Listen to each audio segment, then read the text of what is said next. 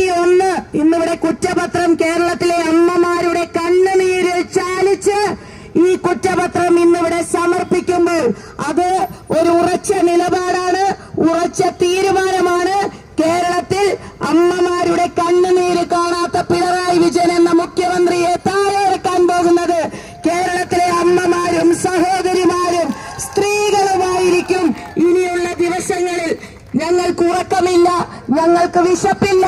ഞങ്ങൾ ആ ഒരു ലക്ഷ്യത്തിൽ UDF 100 സീറ്റിന് മുകളിൽ വിജയിക്കും.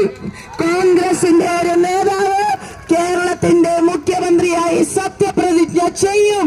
അങ്ങനെ വരുമ്പോൾ ജനങ്ങൾക്ക് വേണ്ടി പ്രവർത്തിക്കുന്ന, ജനങ്ങളുടെ ക്ഷേമത്തിന് വേണ്ടി നിലകൊള്ളുന്ന, പാവപ്പെട്ടവന് ആശ്വാസം പകരുന്ന, തീരുമാനമെടുക്കുന്ന ഒരു സർക്കാരായിരിക്കും UDFന്റെ നേതൃത്വത്തിൽ വരാൻ പോകുന്നത്.